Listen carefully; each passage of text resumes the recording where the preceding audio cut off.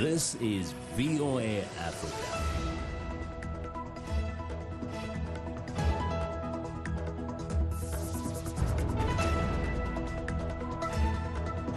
Good evening, I'm Esther Gidhu. It's Tuesday, September 10th.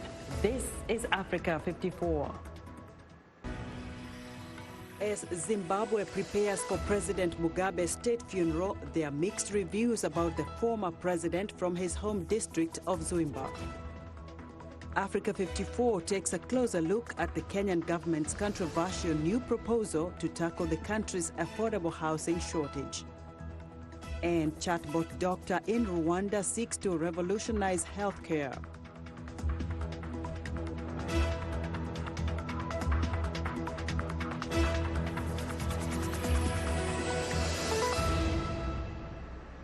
The chartered jet carrying the body of former Zimbabwean leader Robert Mugabe has departed Singapore on Tuesday, bound for Harare. Zimbabweans are preparing for a state funeral for Mugabe, who died last week in Singapore at 95. Opinions of the former leader are mixed in the country. He ruled with an iron grip for 37 years. Columbus Mavunga visited Mugabe's rural home in Zwimba district to find out what people there think about his rule and his legacy. This is Zwimba, the home village of former Zimbabwe leader Robert Mugabe. It's about 100 kilometers southwest of Harare. Febi Felicitas Dube and her husband James Nyatanga say their 95-year-old hero died of stress after he was deposed in 2017. Since then, she says, life has been miserable for Zimbabweans. Our father was an understanding person who listened and talked to people. He saw everyone as his own children. To us, he's a hero, as everything he did for us had humanity in it and made us better people. Right now, it's different. But an hour away from Zwimba, Mugabe is not liked. Mugabe is not a hero. We can't say he is a hero. This 32-year-old man who sells firewood blames Mugabe's 37-year rule for his unemployment. Yes, he fought against colonialism, but after fighting for our independence, he still made us suffer. The current leaders should learn from Mugabe's mistakes. Many Zimbabweans fault Mugabe for failing to stem corruption and for a human rights record that was criticized around the world. For his party, Mugabe blamed Zimbabwe's shortcomings on sanctions that were imposed on his government in 2002 in response to his repressive rule. Columbus Mavunga for VOA News, Zwimba, Zimbabwe. President Salva Kiir and his former first Vice President Riek Machar met in Juba Monday ahead of the country's November 12th deadline to form a unity government. The talks are injecting new energy into the peace agreement process.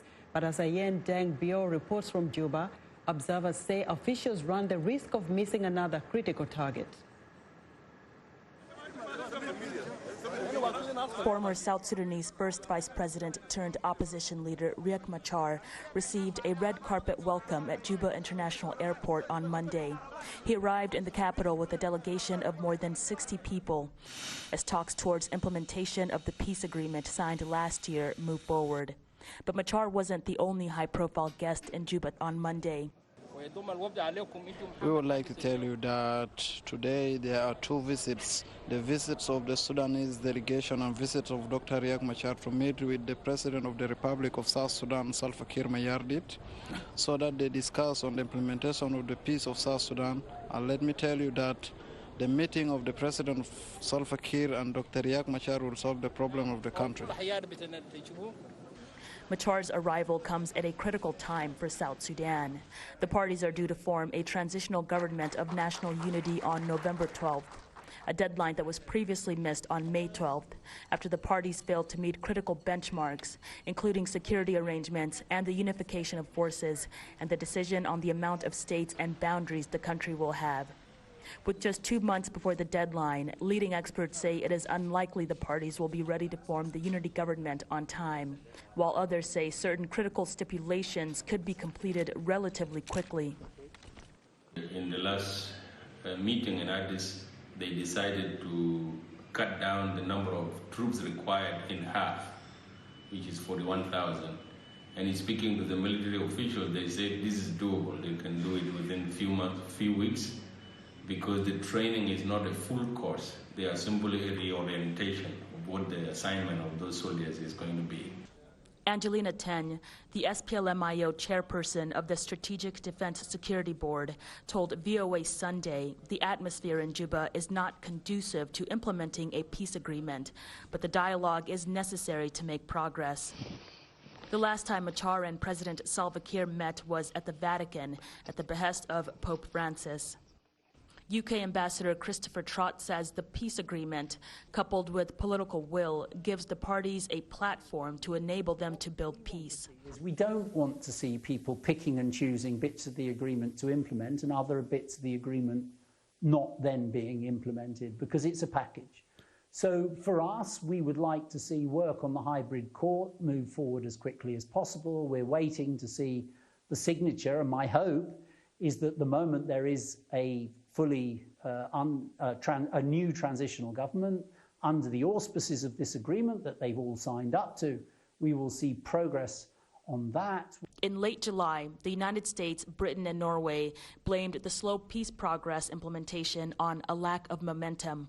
However, observers hope the renewed talks between the two leaders will move the peace process forward. Ayen Dengbior, VOA News, Juba. Hundreds of African refugees trapped in Libyan detention centers are expected to be evacuated to Rwanda within the next few weeks as part of an urgent effort to relocate people as conflict rages in the North African nation, according to the United Nations. Libya is the main departure point for Africans fleeing war and poverty, trying to reach Europe. A United Nations High Commissioner for Refugees spokesman, Baba Bullock, says the first group of 500 refugees from the Horn of Africa is to be evacuated in the coming weeks. There are about 4,700 people from Eritrea, Somalia, Ethiopia, Sudan, and others currently being held in Libya's detention centers, which are nominally administered by the government, but often run by armed groups.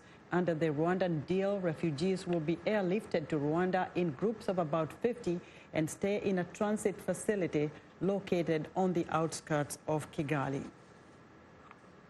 Affordable housing remains out of reach for many African residents. The continent has the highest urbanization rate in the world, and that's driving the growth of Africa's slum population. Today, we are going to take you inside the continent's largest urban slum, Kibera, located on the outskirts of Kenya's capital, Nairobi. People here live in squalor and under constant threat of eviction from slum lords. Amnesty International refers to them as Kenya's unseen majority. Africa 54's Heidi Adams-Fitzpatrick has this in-depth report. This is what the housing challenge in some of Africa's biggest cities looks like. Kenya's Kibera slum on the outskirts of Nairobi. Hundreds of thousands of people crammed into shanties. Many have moved here from Kenya's rural areas seeking jobs. Elvinia Mwanya and her children rent what passes for a house here. This is the sitting room. This is the table and the chair. When visitors come, they sit here. Mwanya pays the equivalent of $30 a month in rent. The bedroom is this one, where the sheet is. That's my bed and the children's. There's no electricity, no running water. This is where we eat, in the sitting room. The stove is over there where I cook food. That's the kitchen. Mwanya earns roughly $5 a day cleaning houses. A home in Kibera is all she can afford. She says people here blame the government for the poor living conditions. It's like we're never heard. No one listens to our pleas. You find the leaders benefit themselves and leave us the poor with no alternative. President Uhuru Kenyatta is promoting an alternative, a controversial plan to fix Kenya's housing shortage. He wants to build 500,000 low-cost homes by 2022, raise $500,000 a year to create an affordable housing fund, and Kenyan taxpayers would foot the bill through a 1.5% levy on their monthly salary. The idea has angered many Kenyans who vented on social media. Kenya's High Court temporarily stopped the housing levy as it wades through nearly a dozen legal challenges from trade unions and consumer groups. Economist XN Iraqi gives the government credit for offering a solution, but before it builds houses, he says the government must build trust. But when you talk about levying people money, and then the headlines every day is about corruption, there's some inconsistency. If they can be sure the money will be put in the right use, nobody will be complaining. While the government's plan for affordable housing is in legal limbo, private developers are in hyperdrive. Housing projects are springing up right on Kibera's doorstep. But this developer says his homes fit the aspirations of the middle class, not those in the slums. Middle class actually cuts across people who are already in employment, maybe by the government, in private institutions, because those are people, in terms of cash flow, they are on another level. They can achieve whatever goals that they have in life, and at the end of the day, they will be a proud homeowner. The World Bank estimates Kenya needs to build 240,000 houses every year to meet the country's growing demand. But for many in Kibera, the closest they'll come is to watch the unaffordable, spacious brick houses going up down the street. Hayley Adams-Fitzpatrick, VOA News. Guinean President Alpha Condé is visiting the United States to promote investment in his country, as well as to raise awareness on Guinea's potential among U.S. businessmen. VOA's Abdulrahman Dia spoke to President Condé and asked him to comment on the move that he could see a constitutional change in the country. Here's a short excerpt of that interview. Ça, Dieu seul le sait. Only God knows. And the people of Guinea. It's normal. The people are sovereign. I want to remind you, the United States have changed the constitution 27 times. So it's normal that we ask the people. The world evolves. It's normal to understand what people want. That has nothing to do with an election. It's about knowing whether children are protected enough, etc. I did not come to discuss politics. I came here for business. Guinea is a sovereign country. It showed it by voting no in 1958. Guinea is independent and sovereign. Therefore, Guinean affairs are discussed in Guinea, not outside. That was Guinean President Alpha Condé. Now, for more discussion on President Alpha Condé's interview, I'm joined by VOA French to Africa reporter Abdulrahman Dia. Abdul, welcome back to Africa 54. Thank you. Now, did President Condé tell you exactly why he is making the move that could see a constitutional change in Guinea? Well, Alpha Condé and basically people surrounding him are not willing to go deeply into the issue. Just last week, he addressed his people saying that he has asked his prime minister to basically start a discussion with the opposition, the civil society, and everybody else on this constitutional change. So, but at this point, as you heard him say, he does not want to address that issue with the press. Yeah. But it's an idea that has been floating around for quite some time in Guinea. So how have people in Guinea reacted, especially the opposition? The opposition is not having it, basically. They have that group called the National Front for Defense of the Constitution, which put out a statement right after his statement, saying that there will be no consultation, no referendum, no third term. So clearly, they are saying no, and we are probably going to be heading for another showdown. Well, Abdul, you know, we'll have to leave it there for now, but we'll explore this issue another time. Thank you so much. Abdulrahman Dia is VOA French to Africa reporter, and we'll be right back.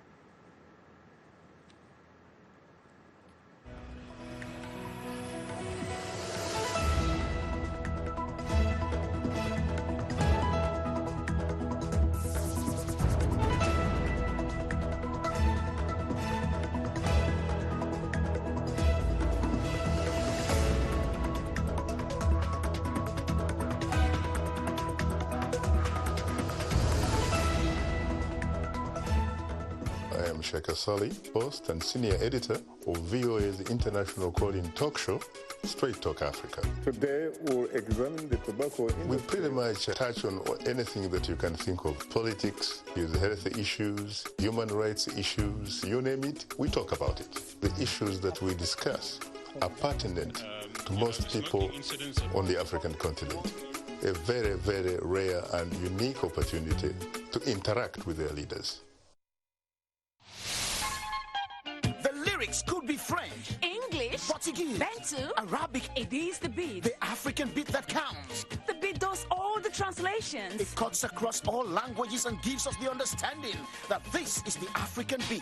It is so distinct and adhesive. It binds us together. African Beat on the Voice of America. For more information, visit our website at www.voanews.com/AfricanBeat.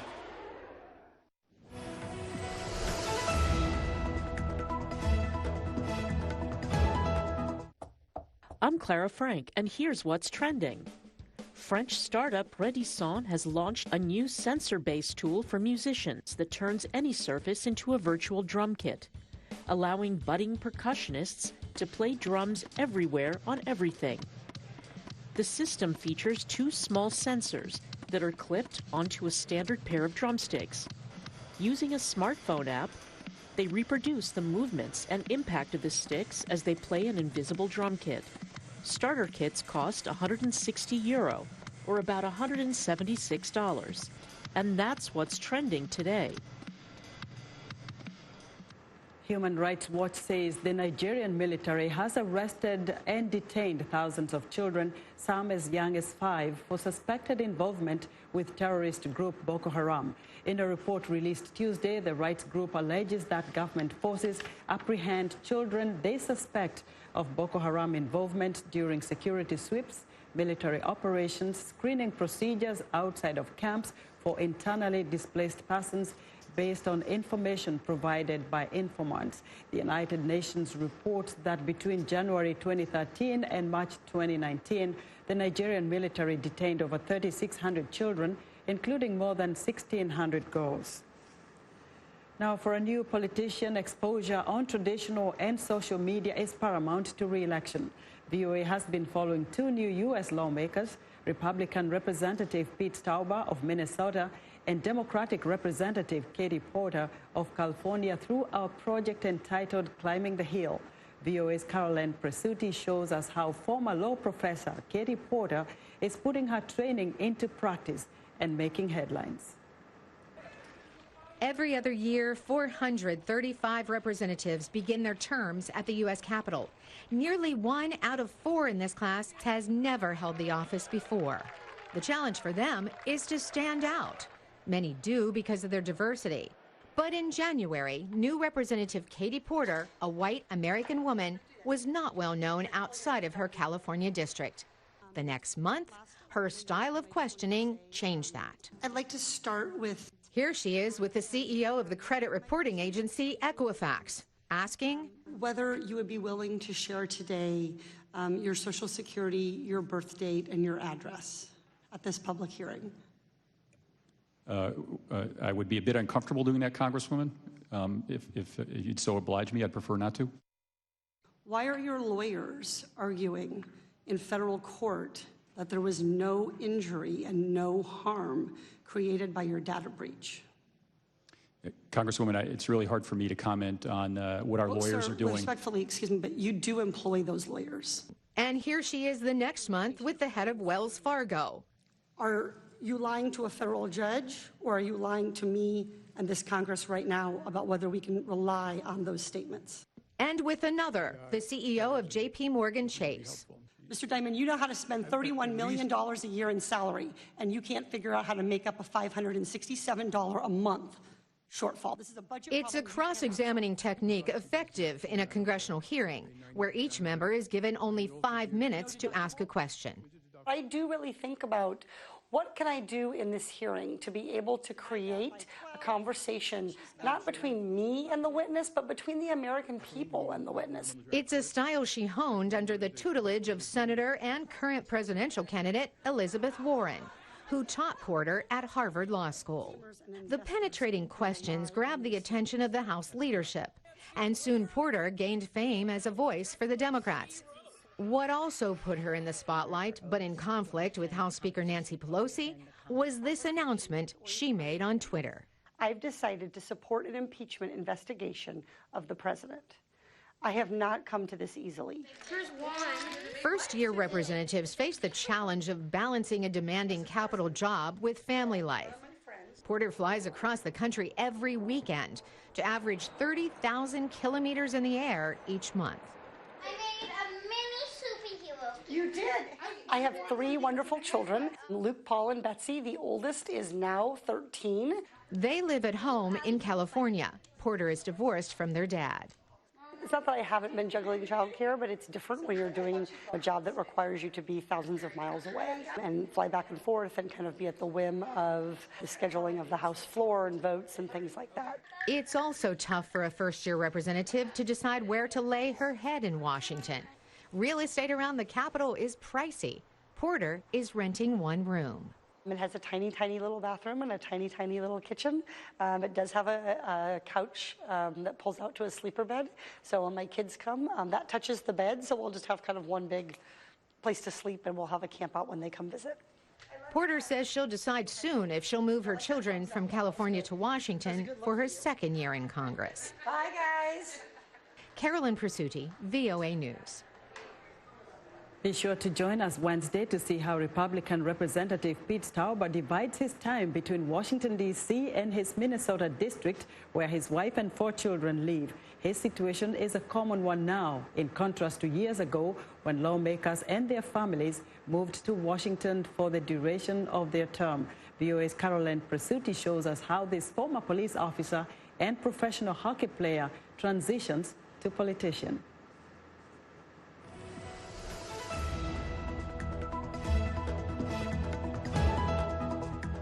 It's time for our health report, and joining us now is Africa 54 health correspondent Lino Mudu with a malaria update. Lino? Yes, actually some good news on malaria. In the latest study from the Lancet Commission on Malaria Eradication, researchers say mosquito-borne disease that kills thousands across the world could be eradicated by 2050. In the research report entitled Malaria Eradication Within a Generation, Ambitious, Achievable, and Necessary, the team writes that malaria incidence and death due to malaria has been steadily declining over the past 2 decades. Since 2000, for example, there has been a 36% drop in new diagnoses of malaria and 60% decline in the number of deaths due to the disease. Despite these encouraging numbers, however, there are still 200 million cases of malaria detected worldwide each year. 500,000 people still die of malaria every year. The researchers say there is a need for adequate funding and public health strategies that could ensure that within the next 30 years, malaria could be a disease of the past. Tuesday is World Suicide Prevention Day, and a new report from the World Health Organization reveals that 1 person takes their own life every 40 seconds, and more people die by suicide each year than in war. While 79% of the world's suicides occurred in low and middle-income countries, high-income countries have the highest rate. Nearly 3 times as many men as women die by suicide in high-income countries. That's in contrast to low and middle-income nations, where the rates are more equal. Suicide is the second leading cause of death among people between 15 and 29 after road accidents. The most common methods of suicide are hanging, pesticide, self-poisoning, and firearms. Dr. Alexandra Fleischman-Walking is with the Department of Mental Health and Substance Abuse at the World Health Organization.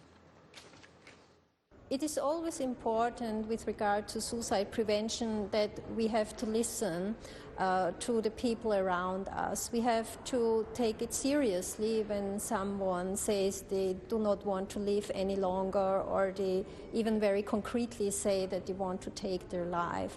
So WHO wants to give a message that it's important to talk and to listen to each other, to seek for help, but also to offer help to others around us.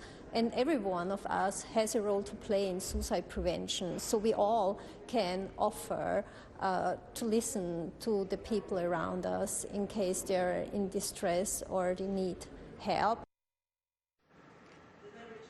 Key interventions that have shown success in reducing suicides include educating the media on responsible reporting of suicide, implementing programs among young people to build life skills that enable them to cope with life stresses, and early identification, management, and follow-up of people at risk of suicide. In addition, the WHO says more governments should commit to national suicide prevention strategies. Now, Rwandans who are not able to visit a health center may have found a solution in a digital healthcare service. Take a look.